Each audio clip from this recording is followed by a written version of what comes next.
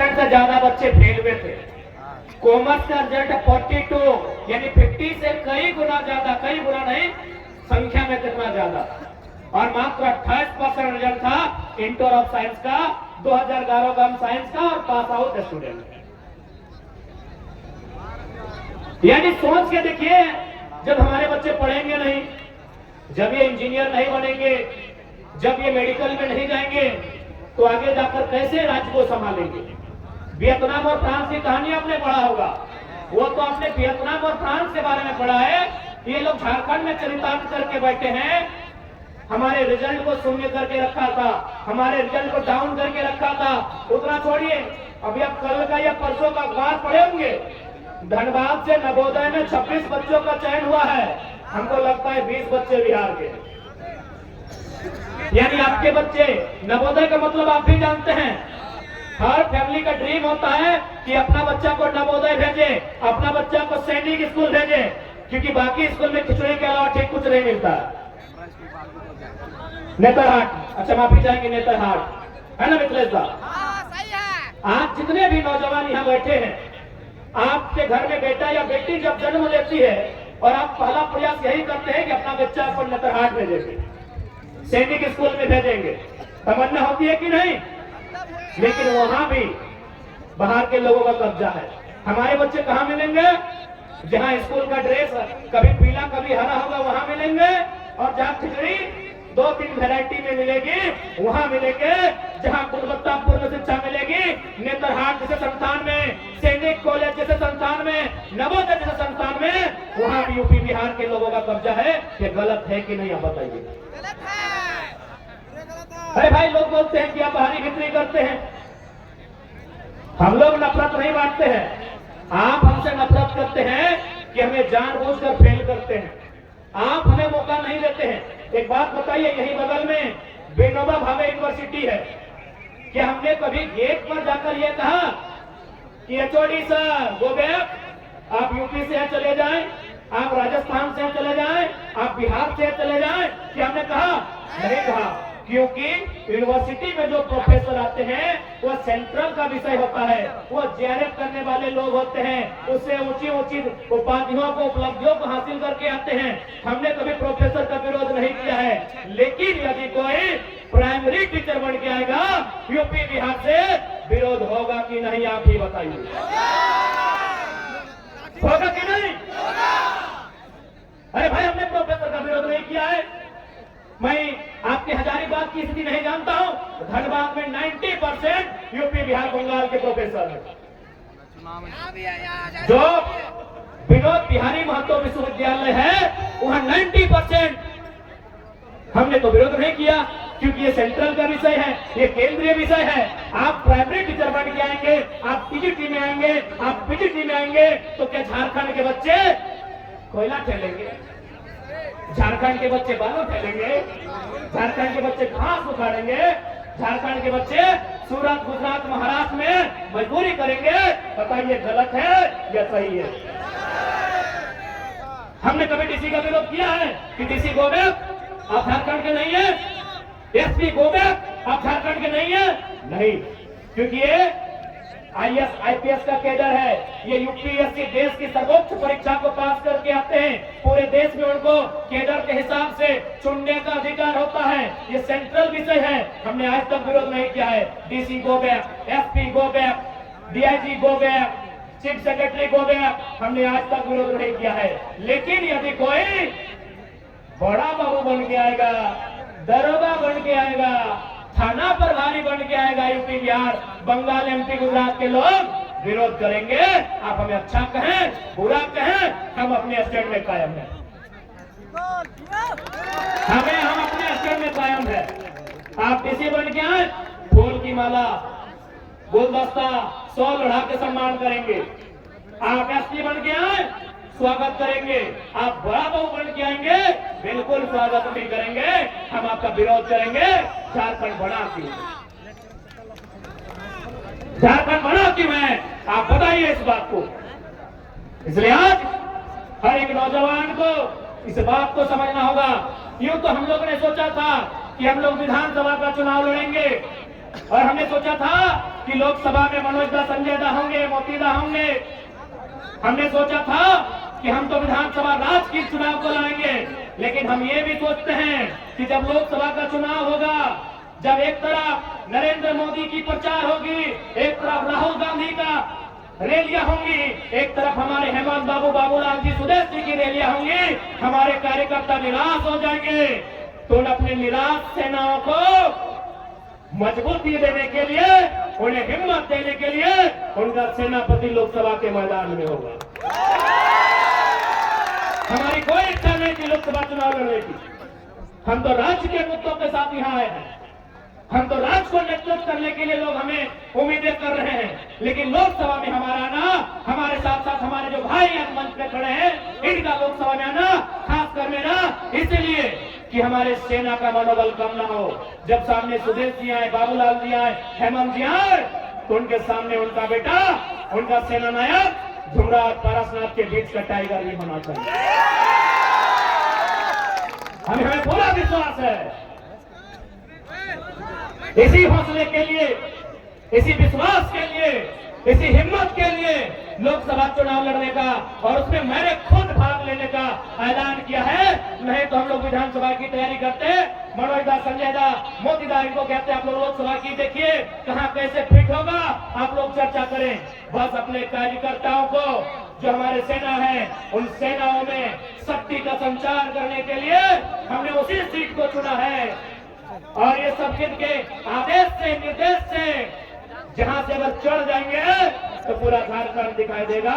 उसे झारखंड की सर्वोच्च चोटी पारसनाथ कहते हैं, जो 4480 मीटर फीट की ऊंचाई पर है।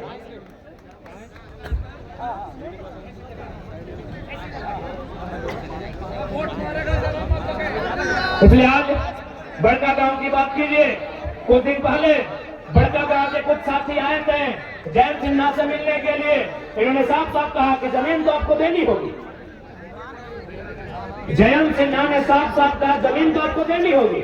बताइए, तुमको सांसद कहे बनाए हैं? बप्पो को सांसद बनाए, बेटों को सांसद बनाए, अब तुम बोल रहे हमारे बेटों को सांसद बनाओ। इसी दिन के लिए विकास का कोई विरोधी नहीं है। आज जितने लोग यहाँ बैठे हैं, कोई विकास का विरोधी नहीं है, लेकिन विकास का एक मापदंड होना चाहिए, जमीन अधिग्रहण का एक मापदंड होना चाहिए, मुआवजा का एक मापदंड होना चाहिए। अरे आइए ना भाई, बड़का गांव क्या, पूरा बड़का गांव विधानसभा, जिसमें केरे दाढ़ी पकड़ा को भी आता है, सारा जमीन आपको एक मुफ्त में दे देंगे। अब प्रति डिसमिल 1 लाख रुपया मुआवजा तो लगाइए। क्या गलत है भाई, क्या गलत है? आज ये सब बोलते सरकार की संपत्ति है, सरकार 1947 में बना है, भारत का गणतंत्र 1950 में बना है। ये जमीन चाहे बड़का गांव की रहे, बरही कोडरमा की रहे या धनबाद बोकारो की रहे, उनके बाप दादा नहीं करने से भी कम से कम 10 पीढ़ी से जोत खोल रहे हैं। कम से कम 10 पीढ़ी यानी एक पीढ़ी में 50 साल, यानी 500 साल से, मुगलों के काल से, उसके आगे से, कहीं राजा राजवाड़ों के काल से ये जोत खोल रहे हैं। बताइए, अब एक झटके में कानून लेके आएंगे, हमारी सारी जमीनों को छठ भर में अधिग्रहण करके चले जाएंगे। और किसके लिए? एक व्यक्ति के लिए। उस व्यक्ति का नाम है माननीय श्री 108 श्री गौतम अडानी। एक व्यक्ति के लिए, यही लोकतंत्र है। आज भारतीय जनता पार्टी रामराज के मुद्दे पर है, तो क्या रामराज यही है? अडानी जैसे लोगों के हाथों में देश की संपत्ति? अभी मार के पीट के, मर्जी से नहीं, ये पता कीजिए गोड्डा का प्लांट, आदिवासियों को जबरन मार पीट के जमीन लिया गया और सारा बिजली बांग्लादेश को, कि हमार पानी हमार पसीना, हर बिजली जले तो शेख हसीना।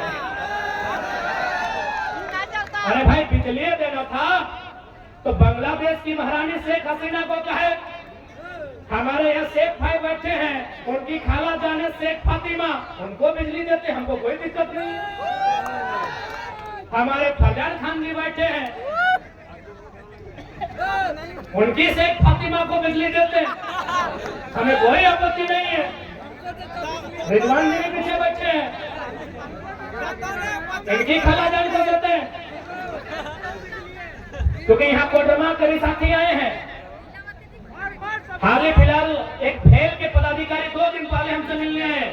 उन्होंने कहा कि केटीपीएस में 1000 मेगावाट बिजली का सृजन हो रहा है, 500 मेगावाट दिल्ली को जाएगा, 300 मेगावाट पश्चिम बंगाल को जाएगा और 200 मेगावाट झारखंड को मिलेगा। दिल्ली में सवाल पूछने वाला कोई माइकल लाल नहीं है। काहे दिल्ली भाई, काहे की दिल्ली? जमीन हमारी, जल हमारा, परिश्रम हमारा, श्रम हमारा, तो पहले हमें मिलना चाहिए, फिर दिल्ली को दीजिए, चाहे जिसको दीजिए, हमें आपत्ति नहीं है। 1000 मेगावाट में 500 मेगावाट झारखंड को मिलना था, लेकिन यह उल्टा होता है, दिल्ली को 500 मेगावाट मिलेगा। अरे हम तो आज तो केवल एक छोटी सी नौकरी के चलते देखते हैं कि बाहरी बिक्री हो रहा है। कभी बड़ा अपने दिमाग को बड़ा उठाइए, बड़ी बड़ी चीजों को देखिए, आपको पता चलेगा कि कितना अन्याय इस मिट्टी में होता है। हमको अन्याय पता चलता है जब टीचर की बहाली चतरा में, गढ़वा में होती है, मैक्सिमम यूपी बिहार के आते हैं, तब हमें पता चलता है। हाँ जी, अच्छा बढ़ना चाहिए। लेकिन हमें यह पता नहीं चलता है कि हमारी नदियों में, हमारे डैम में बिजली का उत्पादन होता है और सारा अन्य प्रदेशों में जाता है, अन्य देशों में जाता है और हमें डिबरी जलाना नसीब होता है। चतरा में अभी डिबरी जला, चतरा में अभी जल हो। हाँ, तो चतरा तो केबीसी में हो। हमें ताज्जुब होता है कि चतरा मैक्सिमम वहाँ ग्रामीण वोटर है, हजारीबाग भी मैक्सिमम ग्रामीण वोटर है। अरे हजारीबाग में टाउन का वोटर कहाँ है? सदर में। बरही ग्रामीण, मांडू ग्रामीण, रामगढ़ ग्रामीण, बड़का गांव ग्रामीण, और 20-25 साल से इन लोग बाप बेटा कब्जा करके रखा है। कहीं ना कहीं लीडरशिप मर चुकी है झारखंड, लीडरशिप मर चुकी है झारखंड की। इसलिए लीडरशिप तैयार कीजिए। अगर आप लीडरशिप तैयार नहीं करेंगे तो आज जो दुर्दशा है 20 साल बाद उसकी दुगनी होगी मेरे साथियों। इसलिए मैं आपसे आग्रह करूंगा, मैं आपसे निवेदन करूंगा, लीडरशिप बनाइए।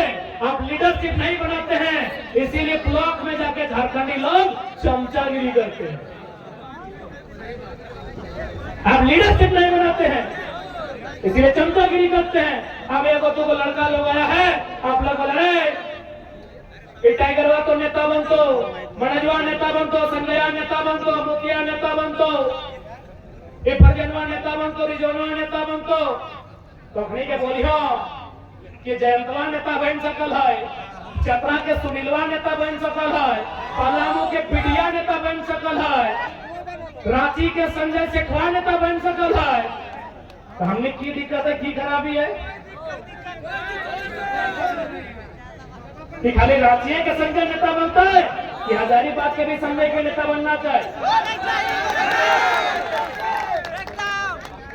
एक्चुअली हम लोग का माइंडसेट, हमारे माइंडसेट में गुलामी है। और ईमानदारी से बोल रहे हैं, ये टाइगर का यूं अचानक आना ये कोई प्लानिंग का हिस्सा नहीं है। हमें कहीं ना कहीं नियति ने अवसर दिया है उस माइंडसेट को बदलने का, और बदले हैं। आप 6 महीना के इतिहास को पढ़िए, पतरातू से लेकर कोल्हान से लेकर संताल परगना में जितना भी मजदूर को मुआवजा मिला है, पढ़िए इतिहास को। इससे पहले 2 लाख 2.5 लाख मिलता था, ओहो नहीं मिलता था। 15 से 20-25 लाख तक का मुआवजा हम लोग मिलाए। हाल फिलहाल कल रात को पतरातू में गए थे, वहां 15 लाख का मुआवजा, कभी हम थे भी नहीं, 23 लाख से दिया है। तो इसका मतलब क्या कि पहले मुआवजा नहीं मिलता था? मिलता था, लेकिन पहले नेताओं का सेटिंग था कि देखिए अगर आपको मुआवजा देना है 10 लाख, उसको आप 5 लाख दीजिए, 2 लाख बगल का डीएसपी को दीजिए, 2 लाख हमको दीजिए, बाकी मैनेज कर देंगे। इस सिस्टम को हमने बदला है कि अब नेताओं की एंट्री पीछे के गेट से नहीं, टाइगर की तरह आगे की गेट से होती है, लाइव मीडिया के सामने। इसलिए आज ये समय की मांग है। बाकी यदि हम लोग को लीडर ही बनना था तो मैं आज फिर आपको बता रहा हूँ, हमारे केंद्रीय कमेटी के वरीय साथी पदाधिकारी हैं, उन्होंने फिर आज कहा कि बड़ी पार्टी है 2 सीट दे रही है लोकसभा चुनाव में। बड़ी पार्टी है 2 सीट दे रही है लोकसभा चुनाव में, अगर नेता बनने का होता तो ले लेते। क्योंकि आप भी जानते हैं कि देश के जब चुनाव की बात आती है, एनडीए और इंडिया मजबूत है, और इंडिया की तुलना में एनडीए कहीं मजबूत है, लेकिन दोनों टीमें लगातार हम लोग के संपर्क में है। हम लोग का एक ही लाइन कहना है कि टेंशन मत लीजिए, अगर लड़ते लड़ते हार भी जाएंगे ना तो याद रखना गालिब, शहर की गलियों में, गांव की पगडंडियों में तुम्हारे जीत से चर्चा हमारे हार की होगी, और जीत गए तो इतिहास, भूगोल, व्यवस्था को बदल देंगे।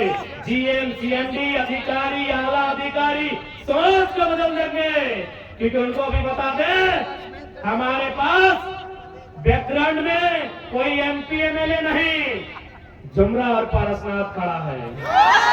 मूड खराब मत कीजिएगा, मूड एकदम मत खराब कीजिएगा। जिंदा रहने यहाँ कोई नहीं आया है। सूरज भी एक दिन मर जाएगा और धरती भी एक दिन मर जाएगी। कितना साल है? कई अरब साल तो धरती का लाइफ है। ये पेड़ भी, नदी नाला सब मरेंगे, खाकी रहे चाहे खादी। और ऐसे भी हमने मौत के साये में झारखंड बनाया है, हंसते हुए झारखंड नहीं पाया है, हमने मौत के साये में झारखंड बनाया है। इसलिए इस भूल को ना सोचें कि ये कर देंगे वो कर देंगे। सुनिए, जो लोग ऐसा सोचते हैं उनको साफ संदेश देंगे, कुछ करना है तो सीधा कत्ल कीजिएगा, जिंदा रह गए तो बदला गिन गिन के लेंगे। अभी चरही में हम रात ठहरे थे, वहां एक साथी आए, बोले मेरे पिताजी का ब्रेन हेमरेज से डेथ हो गए। हम बोले कहे न, बोला सीओ की बेईमानी से एक छपरा का आदमी 60 एकड़ जमीन हम लोग का कब्जा कर लिया है। हम एक लाइन बोले, ये चरही का विषय है, आज 12वां है, जाके पता कर लीजिए कितना बेईमानी यहाँ होता है झारखंड में। कोई सुधरा नहीं है, तभी सुधार होगा जब सिस्टम सुधार होगा। 60 एकड़ जमीन अधिग्रहण हो जाता है। अब बताइए, छपरू पार का आदमी सीएनटी का जमीन कैसे पंडितों ने जड़ाया?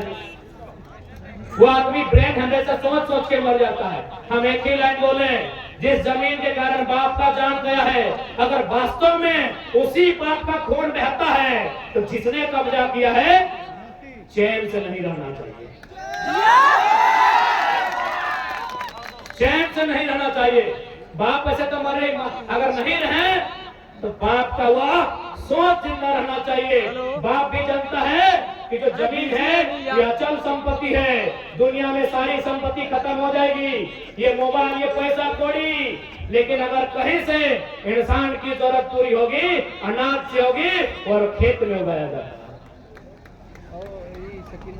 बताइए क्या अन्याय होता है हमारे साथ।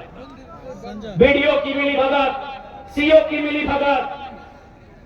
एक आदमी, ये मामूली घटना नहीं है, ये तो अंग्रेजों से भी काला कानून है, ये तो अंग्रेजों से भी क्रूर व्यवस्था है कि एक आदमी अपनी ब्रेन हेमरेज से जान चला जाता है, उसका जमीन जाने के कारण। आज 12 में पता कीजिए चली में जाते, एक छपरा का आदमी यह 7 एकड़ जमीन अधिग्रहण करता है, खुद कट्टी बना लेता है। एक छपरा का आदमी सेंटी में नदी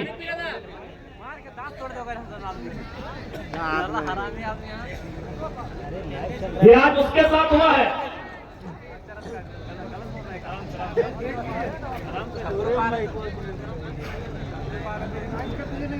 ये आज उनके साथ हुआ है, कल आपके साथ होगा। क्योंकि जिस दिन झारखंड में मिनरल्स खत्म हो जाएगा, उनका नजर हमारी जमीन पर होगा, याद रखिएगा।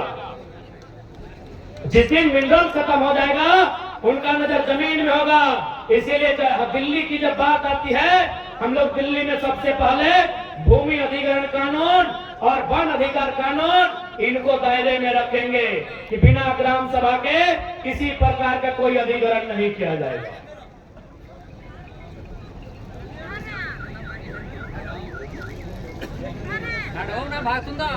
इसलिए आज जितने भी लोग यहाँ आए हैं मैं उनसे निवेदन करूंगा, रात्रि की बेला है और हम भी काफी अस्वस्थ हैं और तो उम्मीद है कि हमसे पहले भी वक्ताओं ने आपको बहुत गंभीरता पूर्वक बातों को समझाया है, आपने गंभीरता पूर्वक सुना है और आज ये रात्रि की बेला में भी जिस प्रकार आप डटे हैं, हमें पूर्ण आशा है ये वक्त बदलाव का है, ये संकेत बदलाव का है और निश्चय ही 24 में बदलाव होगा, क्योंकि सेहत ठीक नहीं है। बाकी फिर कभी जय झारखंड, जोहार झारखंड। जितने भी मीडिया कर्मी हैं उनका धन्यवाद, खजानी बैंक के आयोजन समिति का धन्यवाद, सभी को चतरा वालों का विशेष धन्यवाद। चतरा वाले बहुत भारी संख्या में, गढ़वा, पलामू, लातेहार, बड़का गांव से भारी संख्या में आए।